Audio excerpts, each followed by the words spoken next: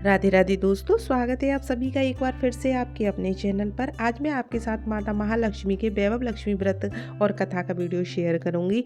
आप सभी को जैसे कि पता ही होगा, माता वैभव लक्ष्मी का जो व्रत है वो शुक्रवार के दिन किया जाता है। इस दिन माता के वैभव लक्ष्मी रूप की पूजा अर्चना की जाती है। पूजा के लिए देखिए, सबसे पहले आप हाथ धोकर निवृत्त हो लीजिए नित्य क्रमों से। फिर उसके बाद हाथ जोड़कर माता रानी के सामने संकल्प लीजिए। 11 या 21 दिन का संकल्प लेकर आप इस व्रत को शुरू कीजिए। कब से शुरू करें? तो किसी भी महीने के शुक्ल पक्ष के शुक्रवार से आप इस व्रत को शुरू कर सकते हैं। इस व्रत को कोई भी कर सकता है, स्त्री पुरुष, बच्चे, पति पत्नी, कुंवारी कन्या, सभी इस व्रत को कर सकते हैं।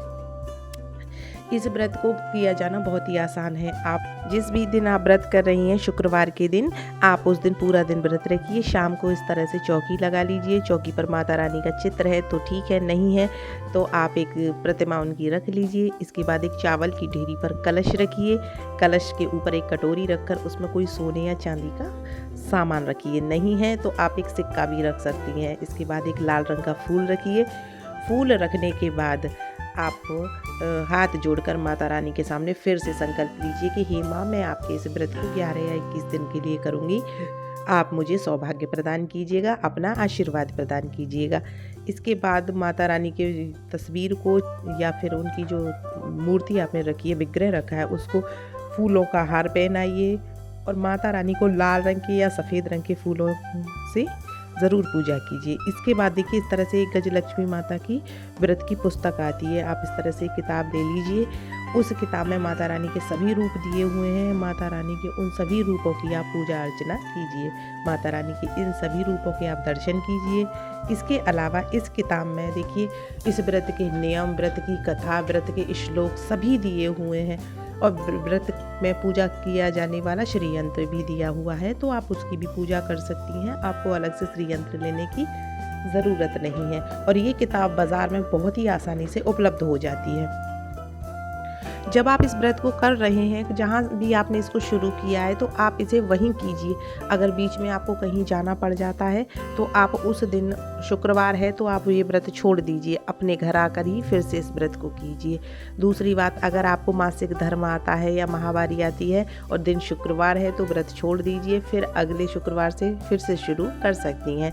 इसके बाद देखिए, मैंने यहाँ माता रानी को चुन्नी उड़ा दी थी। चुन्नी उड़ाने के बाद देखिए, किताब में इस तरह का श्लोक होता है। इस श्लोक को बोलकर व्रत या पूजा शुरू कीजिए। पूजा करते समय आप चाहें तो इस श्लोक का 108 बार भी पाठ कर सकती हैं।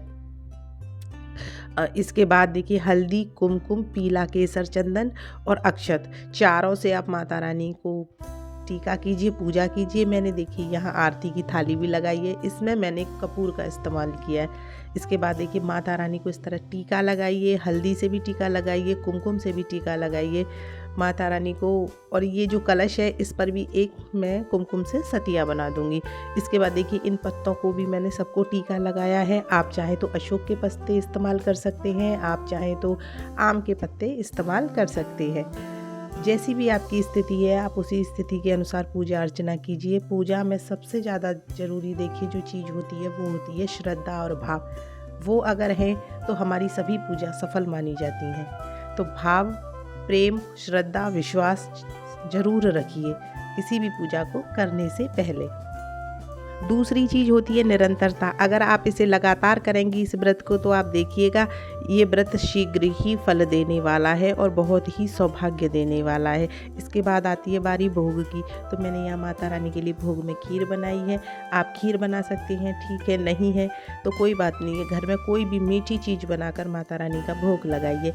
देखिए, घर में जो फल रखे थे मैंने वो भी भोग में रखे हैं। अगर आपके पास फल नहीं है तो आप परेशान ना होजिए। इसके बाद जो किताब मैंने ली थी उसको भी मैंने माता रानी के सामने रखकर उसकी भी पूजा अर्चना की है, क्योंकि इसमें माता रानी के सभी रूपों दिए हुए हैं और इसमें श्री यंत्र भी दिया हुआ है। तो मैं इस श्री यंत्र की भी इसी किताब के ज़रिए पूजा अर्चना करूँगी। अगर आप बाहर से श्री यंत्र लेना चाहते हैं तो आप ले सकते हैं।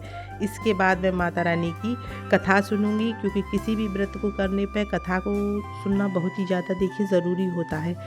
इसके बाद मैं माता रानी की यहाँ कथा सुनने के बाद आरती उतारूंगी। आरती उतारिए, माता रानी को हाथ जोड़कर प्रणाम कीजिए। माता रानी से कहिए कि हे माँ, आप हमें सद्बुद्धि दीजिए, घर में सौभाग्य दीजिए, संतान की प्राप्ति दीजिए, आप हमारे घर में आइए। इस तरह से आप अपना ये व्रत पूरा कर सकती हैं। अब बारी आती है उद्यापन की। तो देखिए, जिस दिन आप उद्यापन करेंगी, जिस दिन आखिरी शुक्रवार होगा, उस दिन आप पूरा दिन व्रत रहिए। शाम को 4 या 5 बजे माता रानी की चौकी लगाकर आरती कीजिए, पूजा कीजिए विधि विधान से। उसके बाद 7 या 11 स्त्रियों को बुला करके उन्हें भोजन कराइए और दक्षिणा दीजिए। प्रसाद में माता रानी का श्रीफल, केला ये प्रसाद में दीजिए। वैभव लक्ष्मी व्रत की एक एक किताब भी उनको ज़रूर दीजिए।